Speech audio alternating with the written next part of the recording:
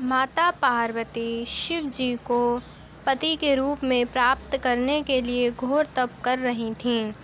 उनके तप को देखकर देवताओं ने शिव जी से देवी की मनोकामना पूर्ण करने की प्रार्थना की। शिव जी ने पार्वती जी की परीक्षा लेने सप्तऋषियों को भेजा। सप्तऋषियों ने शिव जी के सैकड़ों अवगुण गिनाए, पर पार्वती जी को महादेव के अलावा किसी और से विवाह मंजूर न था।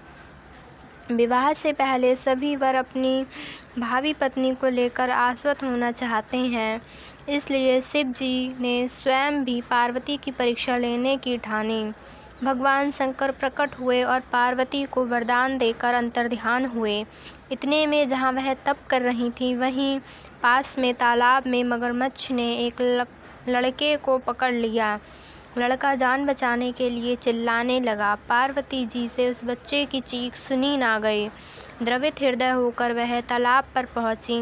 देखती ही कि मगरमच्छ लड़के को तालाब के अंदर खींचकर ले जा रहा है।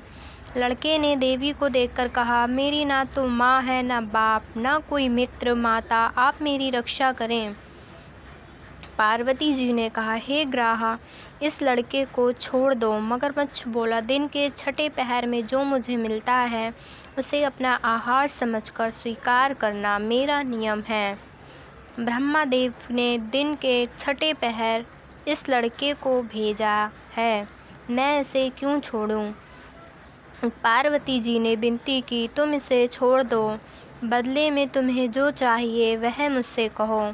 मगरमच्छ बोला, एक ही शर्त पर मैं इसे छोड़ सकता हूँ। आपने तप करके महादेव से जो वरदान लिया, यदि उस तप का फल मुझे दे दोगी तो मैं इसे छोड़ दूँगा।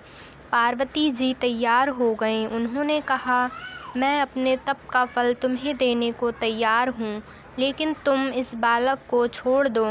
मगरमच्छ ने समझाया, सोच लो देवी, जोश में आकर संकल्प मत करो। हजारों वर्षों तक जैसा तप किया है वह देवताओं के लिए भी संभव नहीं। उसका सारा फल इस बालक के प्राणों के बदले चला जाएगा। पार्वती जी ने कहा, मेरा निश्चय पक्का है, मैं तुम्हें अपने तप का फल देती हूँ, तुम इसका जीवन दे दो। मगरमच्छ ने पार्वती जी से तप दान करने का संकल्प करवाया। तप का दान होते ही मगरमच्छ का देह तेज से चमकने लगा। मगर बोला, हे पार्वती, देखो, तप के प्रभाव से मैं तेजस्वी बन गया हूँ। तुमने जीवन भर की पूंजी एक बच्चे के लिए व्यर्थ कर दी। चाहो तो अपनी भूल सुधारने का एक मौका और दे सकता हूँ। पार्वती जी ने कहा, हे ग्राहा, तप तो मैं पुनः कर सकती हूँ, किंतु यदि तुम इस लड़के को निगल जाते तो क्या इसका जीवन वापस मिल जाता? देखते ही देखते वह लड़का दृश्य हो गया। मगरमच्छ लुप्त हो गया।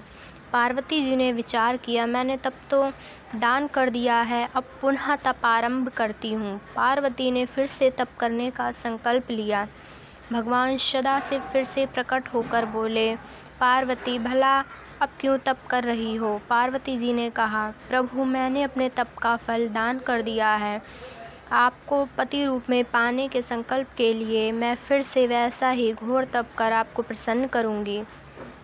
महादेव बोले, मगरमच्छ और लड़के दोनों रूपों में मैं ही था। तुम्हारा चित्त प्राणी मात्र में अपने सुख दुख का अनुभव करता है या नहीं, इसकी परीक्षा लेने को मैंने यह लीला रची। अनेक रूपों में दिखने वाला मैं एक हूँ। मैं अनेक शरीरों से अलग निर्विकार हूँ। तुमने अपना तप मुझे ही दिया है, इसलिए अब और तप करने की ज़रूरत नहीं। देवी ने महादेव को प्रणाम कर प्रसन्न मन से विदा किया।